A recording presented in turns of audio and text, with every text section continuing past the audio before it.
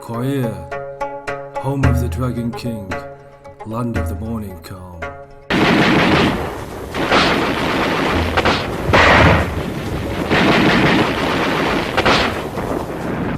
On the 25th of June 1950, Chinese and Russian-backed North Korean Communist forces attacked across the 38th parallel, igniting a brutal civil war. Casualties were high as UN forces mounted a desperate defence of the Pusan perimeter. Guys fell around me as mortar rounds zeroed in on us. One of my young guys got it in the middle. Oh Jesus, the guy was moaning and groaning. There wasn't much I could do but pat him on the head and say, hang in there. The Allies fought off the communist hordes, received reinforcements, and launched a brilliant counter-offensive that took them all the way to the Chinese border. Beneath British and American guns, the commandos race for shore. Down the scrambled edge as quick as you can, just like D-Day.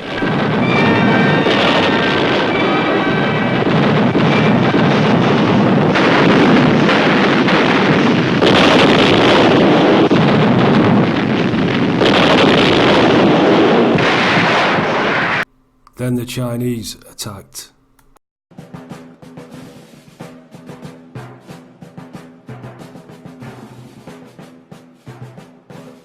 The Chinese swarm overran the Allied defences, taking over 7,000 prisoners. In the early stages of the war, some prisoners, including Western civilians, were force-marched north under a notorious Korean officer known as the Tiger. The Tiger had dropped to the back of the march at this time, and he came striding along by the march and found these men lying by the roadside. And in a great rage, he stopped the march and said, I gave orders that no one was to be allowed to fall out. Who allowed these men to fall out? And they discovered that men had fallen out from 5 sections. He said, I'm going to shoot the leaders of these sections. So Commissioner Lloyd intervened, and finally the Tiger said, well, I'll shoot the leader of the section from which most men fell out. Which leader is that? And Lieutenant Thornton from Texas stepped forward. Have you any reason why I shouldn't shoot you, said the Tiger to the lieutenant. The lieutenant said, this, in our country, it would be unacceptable. I would be given a trial. So the Tiger turned to the assembled Koreans and asked whether they thought the lieutenant was guilty or not. And they all shouted that yes, he was guilty. The Tiger said to Lieutenant Thornton, you've had your trial. In our country, sir, he said, we call that lynching. And he was shot in the head and thrown in a ditch. In that 8 days' time, they'd taken over 800 prisoners, Americans, a few British, Marines, you know, everything mixed up. And most of us were wounded. A lot of men had frozen feet and hands. When we were captured, a lot of the, well, just like our troops, frontline troops, you know, it's pretty rough when they're first captured. Well, they took our boots and gloves, everything away from us. A lot of men had frozen feet and hands. And they had us at this collection point. They had a few interrogations there. And they separated a few from us, not too many, I guess maybe 20 or 30.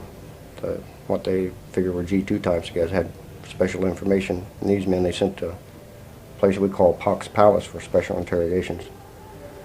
Anyway, they started us on the march. And this march lasted a little over 3 weeks.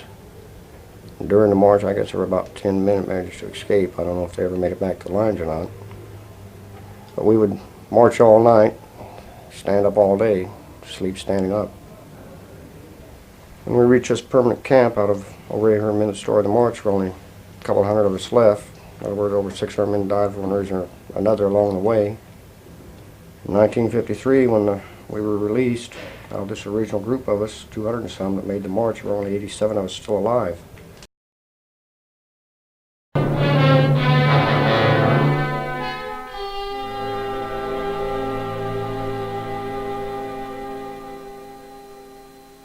Let us review once again the weaknesses in the American character. First, the average American can't or won't think independently, but is always ready and eager to go along with the group and let the others do his thinking for him. Second, he seems to lack confidence in his ability to solve his own problems. By himself, he is frightened and insecure. He expects others to make living easy for him. Third, He talks a great deal about his concern for others, but basically, he lives only for himself. And fourth, the American is not committed to a definite standard of conduct. He has hazy concepts of right and wrong. In short, he is an opportunist. He will do anything for a price. The decadent capitalist society breeds these weaknesses. We can use them. Upon assuming your positions, you, as instructors of American prisoners, can exploit these weaknesses in order to control them. Not flattering, certainly. These are communist ideas from actual Chinese documents. Maybe it should be written off as pure tripe. Americans went into Korea to do a job. A nasty, dirty, dangerous job. A job that none of them asked for, but they fully intended to do it. Among them was Dr. William E. Mayer, physician and psychiatrist of the United States Army Medical Corps, who served as a member of the Joint Medical and Intelligence Team, which made a comprehensive study of Americans who returned after nearly 3 years as captives of the Communist Chinese. Ladies and gentlemen, I'm Ronald Reagan. I'm speaking to you now not as an actor endeavoring to entertain you, and certainly not as an announcer speaking for a sponsor. I talk as Ronald Reagan, American citizen, to you, American citizen, concerning the Communist Chinese appraisal of our national character. Did they have our number?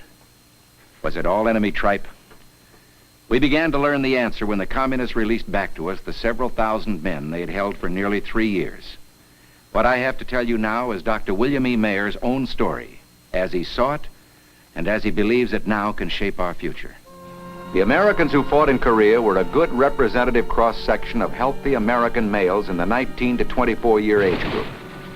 The majority could be considered average. They were well-trained and well-armed, and they came from all over America. They fought bravely and well.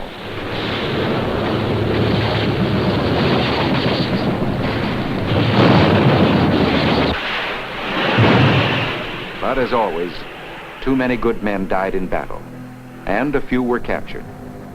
When hordes of Chinese communists surged across the Yalu unexpectedly, many an American soldier awakened one morning in his foxhole, face to face, almost literally, with thousands of heavily armed enemy troops. In nearly 3 years of captivity in established POW camps, not a single American prisoner successfully escaped and got back to our hands. And there was something else that concerned and alarmed Dr. Mayer and his fellow researchers: the death rate among the Americans. Out of 7,000 men taken prisoner, more than 3 out of every 10 died in captivity. Being captured by an enemy is a shocking experience for any soldier in any war. In Korea, this shock was made sharper because no one knew quite what to expect, except possibly the worst. Starvation and brutality, maybe, or torture even. Oriental torture, such as burning bamboo splinters under the fingernails. Then there'd been talk of brainwashing. Wasn't brainwashing a big thing with the Chinese? Maybe they even used narcotics.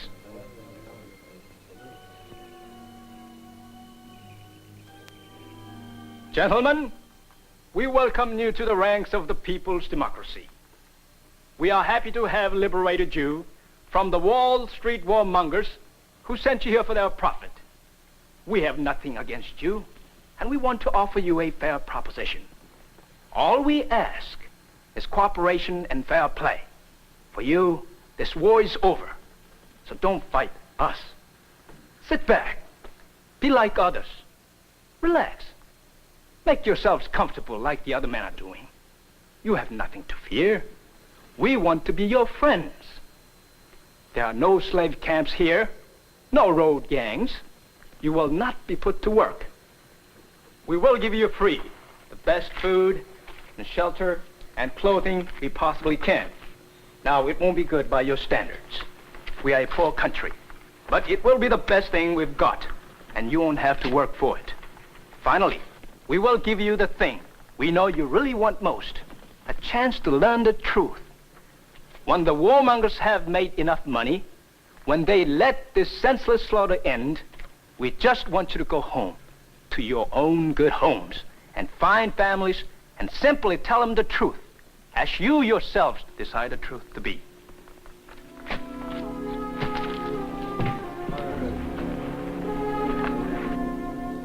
Well, you've got to admit, this beats burning bamboo splinters under your fingernails. It was almost as irresistible as the deals you hear over the radio. Get it now. Don't deny yourself a thing. Sit back. No need to work. Get yours. Everybody else is getting theirs. Yes, this was pretty much the way in which our men were greeted by the Chinese and how their captivity began. Oh, yes, once in a great while, there was some mail from home, carefully sorted out, of course. Thus it was that if your wife wrote you every single night for 6 months and told you that she loved you, she waited for you, she prayed for your return, not to worry about her, just take care of yourself and come home. That's the kind of letter you didn't get to see. But finally, when she lets her hair down and tells you that the kids' noses are running and she can't get them in at the dispensary, and the allotment isn't enough anymore, the car's on the fritz, and significantly, she sure wishes she could go out dancing once in a while. This was the one letter you got in your mud hut in North Korea. It might well be your only letter in 6 months. And from Dr. Mayer's own standpoint, as a physician and psychiatrist, it was this period which disturbed him the most. Because it was during this period when most of the men who died. Give-up-itis, they called it, when the weakest simply turned their faces to the wall, covered their heads, and within 48 hours, were dead. And from the Chinese, no torture, no coercion. The Americans were still left mostly on their own as the months dragged on, alone and without alien influence of any kind. Complete isolation. This was typical of many of the American POW camps in North Korea. No barbed wire, no watchtowers, none of the precautionary measures normally taken to prevent escape. Nothing but the cluster of mud huts that make up a Korean village to provide a miserable shelter for several hundred Americans, with seldom more than a few Chinese soldiers to guard them. But it was after the first few months that we began to see the communist Chinese indoctrination. The application by the Chinese of a finely developed educational program, one that occupied every day, all day, 7 days a week for the great majority of prisoners. It was a classical anti-capitalist, anti-American diatribe of the sort the communists have been publishing for years. Afterward, there were discussions in which every prisoner was forced to participate, but not by the Chinese. Oh, no. Come on, soldier, get with it. Sum up this lecture for our instructor so we can get some chow. Then there were the public confessions, where each prisoner was required to stand up and perform an exercise of public self-criticism, confessing to one and all his past sins against society. Oh, we had several slaves, about 2,000 per acre. Beyond that, we owned most of the land. We drove Cadillacs all over, and there was a yacht for everybody. One for me and one for my daddy, and money was nothing to us. Not because they believed what they heard or what they said. Nothing of the kind. They simply went along. They did what others expected them to do, even though they knew it was wrong. Why? There were some things I wasn't too proud of. I haven't mentioned before. Like the time I took your food rations when you were sick. Or the time when I took medicine from you. And I also informed on some guys who were breaking out of Compound 14. Well, everyone else was doing it. And to be popular, you went along too. If you didn't, well, a guy could become mighty unpopular. All right, gentlemen, dismissed. You had a free choice, of course. You could enjoy either popularity or respect. Rotten crumb. Not very many chose respect. Only a few. Respect, it seems, earned its own reward, not from your fellow POWs, but from the Chinese, who always acted promptly. Poor fellow. What a shame. Obviously, he doesn't place the need of the group above his own selfish purposes. We won't hurt him. We'll take good care of him, just as good as we are taking care of you. Those heroic soldiers who did try to organize the others for escape or to resist the Chinese were segregated in special, heavily guarded camps for hopeless reactionaries. In this way, divide and conquer. Utter planned isolation of the individual was accomplished by substituting the standards and values of the group for those of the individual. Men who didn't conform, who tried to lead, were denounced as poisonous individualists and segregated as criminals. This is the fundamental device of communism, based on the idea that one man has no significance. He is just a fragment of the mass, the class. Becoming and remaining in favor with the Chinese included informing on fellow prisoners, telling about bad attitudes and reactionary remarks, or infractions of camp rules. But it really didn't mean much, because after all, the man informed upon was never punished, not actually. He had only to confess his crime to a sympathetic camp instructor, write an essay promising never to repeat his crime against society, and sign it. That's all. Now, what harm is there in this? The man informed upon wasn't really furious at the man who'd informed on him. He didn't go back to camp and try to kill him or beat him up. He never felt exactly the same about that fellow again, was careful what he said, and never got close to anyone again. He became more isolated, alone. At the end of the war, 23 Westerners refused repatriation and adopted communism fully, choosing instead a new life beyond the Yellow River. These men became known as the Turncoats.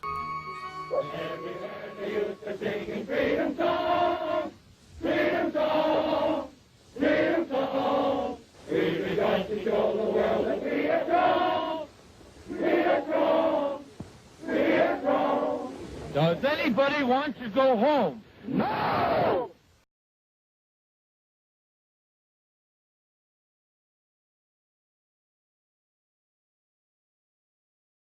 Tonight is the youngest U.S. Army turncoat of the Korean War. You see him behind me. He's David Hawkins of Oklahoma City. The Mike Wallace Interview. 3 years ago, the United States was stunned by an announcement from war-torn Korea. U.S. Army Private David Hawkins and 20 other prisoners of the communists had become turncoats. They had renounced their own country and disappeared behind Red China's bamboo curtain. Dave, first of all, let me ask you this. Another explanation of the turncoats was suggested in the New York Times on August 14, 1955. Most of the turncoats really were not converts to communism, but were themselves guilty of crimes against their fellow Americans in captivity and did not wish to return to face the music. What about that? I don't consider that true. None of the fellows that were with me were...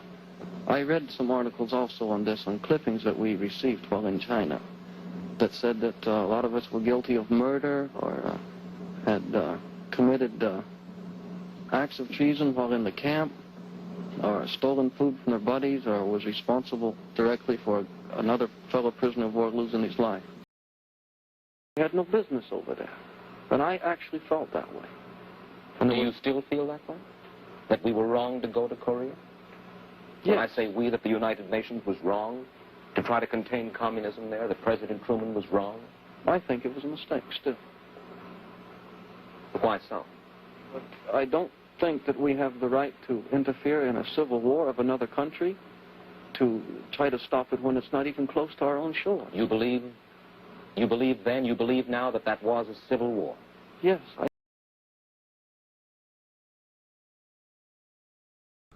Most of the turncoats eventually returned to the West. One man, James Van Eris, married and built a new life and stayed in China until his death in 2004. I am James G. Van Eris of Hawthorne, California. Under the present conditions in the States, I cannot return. And when peace is established in the world, then I'll come back. You can blame all of this on the reaction in the United States and on McCarthy and his clique. Bai Xirong is widow after 40 years of marriage, still lives in the same apartment in G9.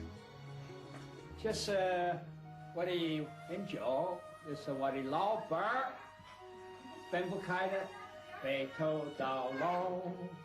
After surviving the chaos of the Cultural Revolution, Veneris became an English professor at Shandong University. Promoted as an international freedom fighter, he was part celebrity, part curiosity. And in the ideological struggle between communism and capitalism, Veneris became a valuable propaganda asset. He wanted to become a member of the Chinese Communist Party, but was never granted citizenship. In this clip, Veneris discusses his capture during the Korean War. 我在山上里边有一个院儿，一个小空窿，山洞，对，一个山洞里。我在里边哈，他们不知道的，我在那，我也掩盖起来了，我用那个树木。可是以后哈，他们都吃饭了，吃完了饭以后，志愿军来一个志愿军啊，拿一颗烟，都给每一个人一颗烟。志愿军给那些联合国军发烟，哎，那是战俘。哎，对了，给他们烟吃，我是烟鬼。 我那个洞里边哈，24个钟头没有抽烟，我也顾得慌。哎，我拿我的步枪，我下来了。我那个志愿军可是可高了。我想原来我想中国人可是都野的。嘿，他看我，他说 ，Do you surrender？ 他说的英文的，你投降了吗？我说我投降了。我投降了，意思是 sit down， 让我坐下，让我坐下。 Have a cigarette， 他就给我一根烟抽。哎呀，可醉了，可劲了。那我知道了，你这个投降志愿军的做战俘是为了那根香烟。对，对，对。曾经申请过要加入中国国籍。 My father applied for Chinese citizenship, but for unknown reasons it wasn't approved. 再后来他那个。Then, right before he died, we were told that his request was going to be granted. But it was too late. 还没办嘛，他就去世了。昨天他说他想入党，我得报的什么中国。He always said that he'd like to join the Chinese Communist Party 都是中国人。 because the Chinese saved his life. He had deep feelings for them. 在朝鲜战争哈。 He almost died in Korea, and the Chinese took good care of him. 那个时候照顾。 He never forgot that.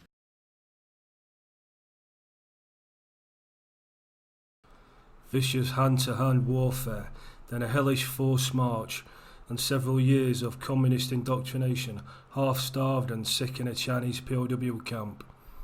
Is that all it takes to convert a captive to the belief system of the captor? The greater majority of POWs did not convert. Even if they played along whilst they were in the camps, they soon forgot all talk about communism upon their return home. The public were initially suspicious of returning POWs, and some found themselves shunned. Rumours of brainwashing and Manchurian candidates abounded. Many returning POWs endured the shame of having been used as part of the Chinese propaganda program.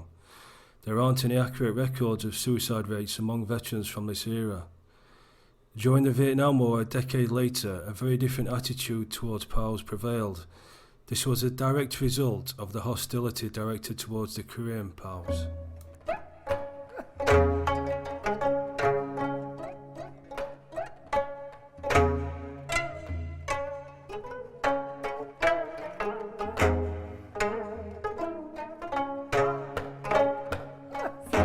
Were the turncoats brainwashed? Or did they abandon the land of their mothers freely? Did they truly believe in the moral superiority of a communist utopia? Or were they just opportunists? Or were they experiencing Stockholm Syndrome?